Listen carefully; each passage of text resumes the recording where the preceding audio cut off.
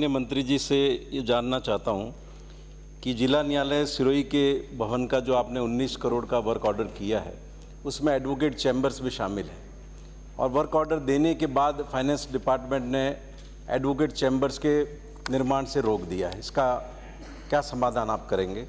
और दूसरा, राजस्थान के जिन 14 न्यायिक भवनों का आपने विवरण सदन में प्रस्तुत किया है, माननीय अध्यक्ष महोदय, मैं आपके माध्यम से निवेदन करना चाहूँगा कि 3-3 करोड़ रुपए के काम 2015-16 से 17-18 से लंबित है।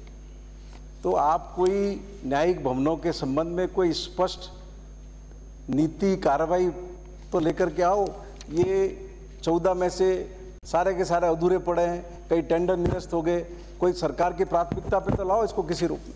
अध्यक्ष महोदय, आप भी बहुत वाकिफ़ है, ये घुमाने में तो इनकी PhD है, लेकिन मैं आपके माध्यम से निवेदन करना चाहता हूं कि जो वर्क ऑर्डर दिया गया है डिपार्टमेंट की ओर से, PWD की ओर से, उसमें एडवोकेट चैम्बर्स शामिल है, लेकिन वित्त विभाग ने चिट्ठी जारी करके बाकी का भवन बनाने को कहा, एडवोकेट चैम्बर्स के काम को फिलहाल शुरू नहीं करने का कहा है।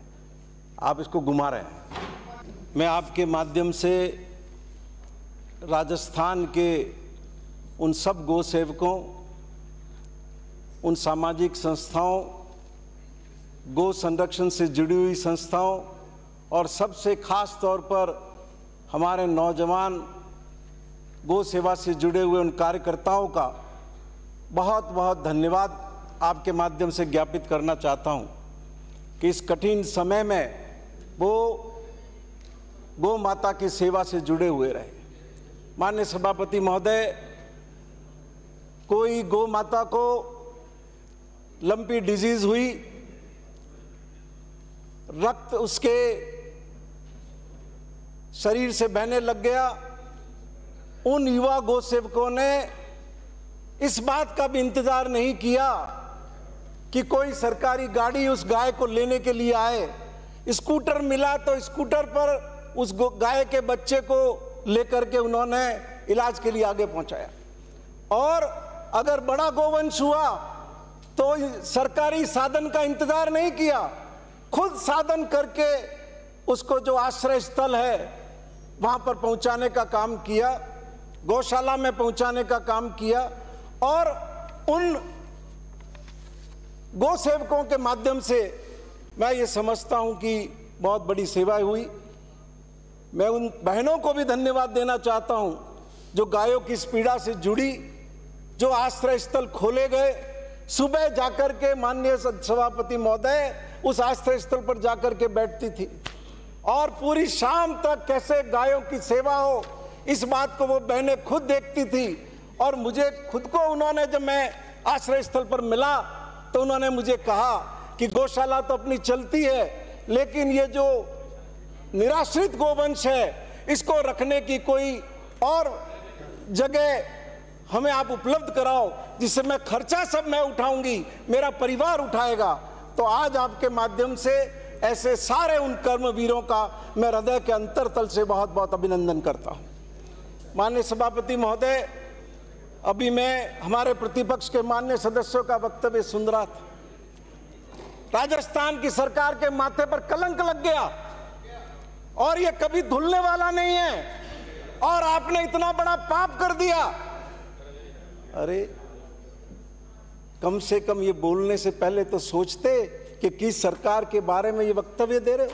वो सरकार जिसने आते ही गोवंश का अनुदान बढ़ाया, 32 रुपए था उसको बढ़ा करके 40 रुपए किया, 16 रुपए था उसको बढ़ा करके 20 रुपए किया। और माननीय सभापति महोदय, आंकड़े सामने हैं, 5 साल आपकी भी सरकार थी, मात्र 492 करोड़ रुपए 14-15 के अंदर 1,475,000 मैट्रिक टन गायों के मांस को निर्यात को पहुंचाने का पाप किसने किया है?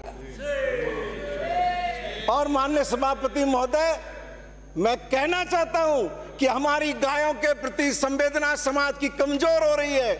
हम गायों से कट रहे हैं, हम गायों से प्रेम से भी दूर जा रहे हैं। क्या कर रहे हैं? डॉलर कमाने के लिए गायों का वध कर रहे हैं। उनके कत्ल खानों को बढ़ावा दे रहे हैं, उनके कत्ल में काम आने वाली मशीनों को रियायतें दे रहे हैं और इंजेक्शन लगा लगा करके गायों से ज्यादा दूध प्राप्त करने की कोशिश कर रहे हैं। ये हमारी प्रतिबद्धता, ये हमारी भारतीय संस्कृति है। माननीय सभापति महोदय, जब देश के सर्वोच्च पद पर बैठे हुए लोग भारतीय संस्कृति की मूल अवधारणा से दूर हो जाते हैं, जब अनदेखी कर देते हैं, और क्या ये राजस्थान के अंदर ही लंपी है? 3 साल से देश के अंदर लंपी का असर है और राजस्थान से मैं तो गुजरात की सीमा से आता हूं। माननीय सभापति महोदय, कौन नहीं जानता कि हजारों की तादाद में गोवंश के ढेर गुजरात में लगे हुए थे? कौन नहीं जानता? क्या सारे अखबारों के अंदर हमने नहीं देखा? क्या देश के प्रधानमंत्री इस बात से अवगत नहीं थे कि गाय किस मुसीबत का सामना करनी पड़ती? मैं आज पूछना चाहता हूं आपके माध्यम से, और प्रतिपक्ष के लोगों को भी कहना चाहता हूं कि जब आगे बोले तो आप बताना कि देश के प्रधानमंत्री और देश की सरकार ने लंपी के मुकाबले के लिए अलग अलग राज्यों की सरकारों की क्या मदद की। माननीय मुख्यमंत्री जी अशोक गहलोत साहब को धन्यवाद दूंगा। मुख्यमंत्री कोष के अंदर अलग से लंपी के लिए उन्होंने खाता खोला। और माननीय सभापति महोदय, हम जो माननीय सदस्य हैं, ये सूची है मेरे पास में, किसकी सदस्य ने कितने पैसे दिए। अगर अशोक गहलोत इसमें रिलैक्स नहीं करते एमएलए लेड के अंदर, तो क्या हम पशुओं की दवाई के लिए या इंजेक्शन के लिए हम पैसे दे पाते? मैं आपके माध्यम से धन्यवाद दूंगा उनको कि उन्होंने एमएलए लेड में हमको अलाउ किया, और हम सारे विधायक, सारे नहीं, कुछ विधायक इस तकलीफ में गौ माता के साथ में खड़े रहे। तो माननीय सभापति महोदय, एमएलए लेड में तो गहलोत साहब ने कर दिया, एमपी लेड में क्या हुआ?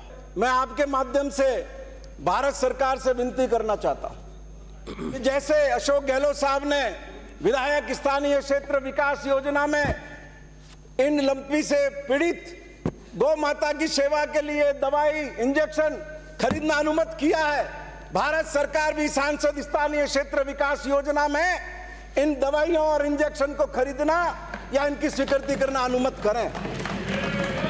माननीय सभापति महोदय, मैं आपको निवेदन करना चाहता हूं, ये अनुमति नहीं होने के कारण जालोर के सांसद ने जो 25 लाख रुपए की अनुशंसा की, भीलवाड़ा के सांसद ने 10 लाख रुपए की अनुशंसा की, अलवर के सांसद ने 15 लाख की अनुशंसा की, राजसमंद की सांसद ने 16 लाख की अनुशंसा की, अजमेर के सांसद ने 14 लाख की अनुशंसा की। ये 80 लाख रुपए में से 1 रुपया राजस्थान सरकार के पशुपालन विभाग को प्राप्त नहीं हुआ। और माननीय सभापति महोदय, 4 दिन पहले मैंने स्वयं ने, माननीय सभापति महोदय, 4 दिन पहले मैंने स्वयं ने उस विवरणी का सांसद स्थानीय क्षेत्र का हवाला देते हुए, उसकी कॉपी लगाते हुए, राजस्थान सरकार के सेक्रेटरी द्वारा भेजी हुई चिट्ठी लगाते हुए प्रधानमंत्री को टैग करके मैंने ट्वीट किया कि प्रधानमंत्री जी कृपा करो राजस्थान के गोवंश पर, और ये सांसद 25 हमने आपको जिता करके दिए, एक गौ माता की सेवा के लिए हमें भी पैसा दो। अरे डूब मरो 25 सांसद जिताने के बाद भी गौ माता के लिए फूटी कौड़ी तुम लोग नहीं ला सके। ये शर्म का विषय ये है, कलंक का विषय ये है, और ये कालिक जो तुम्हारे माथे पर लगी है, ये कालिक कभी मिटने वाली नहीं है। ये सदन धन्यवाद देगा आपको, राजस्थान की जनता धन्यवाद देगी, और पूरे राजस्थान की गौ माता आपको धन्यवाद देगी। माननीय सभापति महोदय, ये जो लंबी स्किन डिजीज के आउटब्रेक्स है, वो पिछले 3 साल से 19, 20, 21, 22 से लगातार है। लेकिन पहले माननीय सभापति महोदय, मृत्यु दर बहुत कम थी, नहीं के बराबर थी। तो अगस्त 2022 में राजस्थान के 29 जिलों से 125 से अधिक गांवों से 700 सैंपल जांच के लिए राष्ट्रीय रेफरल लैब्स में भेजे गए। माननीय सभापति महोदय, लंपी स्किन एक डीएनए वायरस जनित रोग है, और इसको कॉपरी पॉक्स वायरस फैमिली का सदस्य बताया गया। अब ये जो सैंपल सीक्वेंसिंग हुई, इस सीक्वेंसिंग से ये मालूम पड़ा है कि लंपी स्किन का वेरिएंट बदल गया है। जैसे कोरोना 2 में जिस घातक रूप से मानव जाति पर कोरोना ने भारत में प्रहार किया था, उसी तरीके से इस नए वेरिएंट के कारण ये हमारी गौ माता पर कहर टूटा है और इतनी बड़ी संख्या के अंदर हमें गौ माता को खोना पड़ा है। माननीय सभापति महोदय, मैं आपके माध्यम से निवेदन करना चाहूंगा, हम सबको अपनी जिम्मेदारी समझनी चाहिए। राजस्थान सरकार समझ रही है और भी निर्वाचित संस्थाओं को समझनी चाहिए। अब जरूरत इस बात की है कि पीसीआर टेस्ट की व्यवस्था होनी चाहिए, जिससे पूरे राजस्थान के अंदर, पूरे भारत के अंदर अगर इस तरीके की परिस्थिति और बढ़ती है, सामने आती है, तो वहीं पर जांच की व्यवस्था हो और टीकाकरण को भी काफी बढ़ावा दिया जाना चाहिए। अब मैं आपके माध्यम से माननीय सभापति महोदय ये निवेदन करना चाहूंगा, कोरोना हुआ, लॉकडाउन भी लगे, अभी एक कानून का जिक्र हमारे मित्र कर रहे थे, लेकिन जो पीसीआई सीडीए एक्ट है, ये प्रतिपक्ष के उपनेता जिस 1959 के कानून का जिक्र कर रहे थे, उसके बाद 2009 में आया हुआ है और इसमें कंट्रोल एरिया के बारे में किसी तरह की कोई अनुमति प्रदान नहीं की गई है। गाय संक्रमित हो गई, अब उसी टेरिटरी से बाहर गाय नहीं निकले, वहीं पर रहे, इस तरह का कंट्रोल करने का कोई कानून सम्मत प्रावधान नहीं है।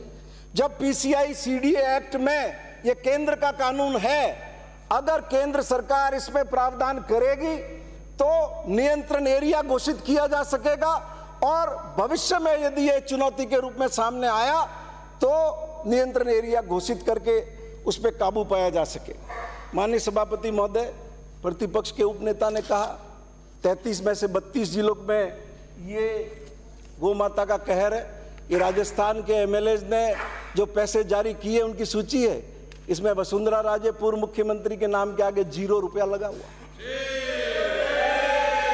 1 रुपया राजस्थान की 10 साल मुख्यमंत्री रही हुई नेता, भारतीय जनता पार्टी की राष्ट्रीय अध्यक्ष और भविष्य का चेहरा बनने के लिए जूझ रही वसुंधरा राजे ने 1 रुपया भी विधायक कोष से नहीं दिया। माननीय सभापति, अब मैं आपके सभापति महोदय, मैं निवेदन करना चाहूंगा आपको, अभी माननीय सदस्य प्लीज विराजी आप अभी मुझसे पूर्व समाप्त करें अपनी बात। अभी मुझसे पूर्व वक्ताओं ने पाली का जिक्र किया।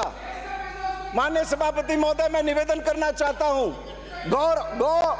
गौ ऋषि दत्त सरानंद जी महाराज, जिन्होंने पूरे भारतवर्ष के अंदर गौ संरक्षण का काम किया है, खाली यहां तक नहीं, सिक्किम तक, बांग्लादेश की सीमा तक जो गोवंश जाता था, अगर गोवंश को हमारी सुरक्षा सेनाएं रोक लेती है, बचा लेती है, तो उनका वो सुरक्षा हमारी सेनाएं क्या करें। तो जिन्होंने सीमा पर जाकर के दशहरा जी ने लोगों को प्रेरित किया और गौ संरक्षण के लिए गौशालाओं की स्थापना की, वो पाली में बीच में रुके अहमदाबाद का चातुर्मास खत्म करने के बाद। रघुनाथ सिंह जी राजपुरोहित जो पथमेड़ा का काम देखते हैं, जब उन्होंने देखा कि पाली के स्टेडियम में ये गायों की स्थिति हो रही है, कुत्ते घुस रहे हैं, उन्होंने जाकर के पाली के जिला कलेक्टर नमित मेहता से कहा, उन्होंने जाकर के वो तारबंदी करवाई, लाइटें लगवाई और गौ संरक्षण का काम हुआ। माननीय सभापति महोदय, उन्होंने अभी भी कई जिलों के अंदर रथ भेजे हैं, चलित वाहन भेजे हैं, जिसके माध्यम से वो वाहन घूम करके गौ संरक्षण का काम कर रहे हैं। मैं लंबी बात नहीं कहूंगा, मैं इस मौके पर सरकार से कुछ विनती करना चाहता हूं। माननीय सभापति महोदय, मैं सरकार से निवेदन करना चाहूंगा,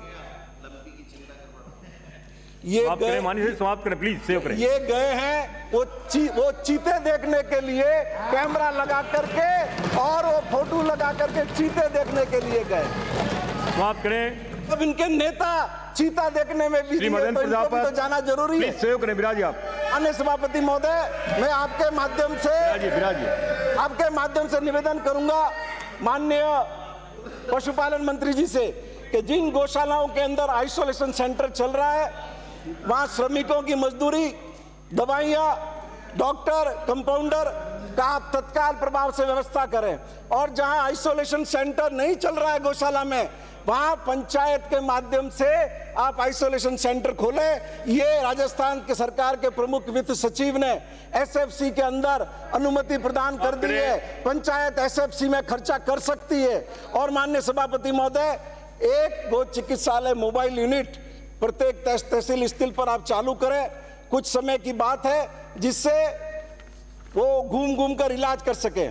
अब जो गौ माता कमजोर पड़ गई इस लंपी की बीमारी से, तो उनका शरीर ठीक कैसे किया जाए, इसके लिए राजफेड निर्मित 50% अनुदान के साथ आप पशु आहार राजस्थान की गौशालाओं को उपलब्ध कराओ।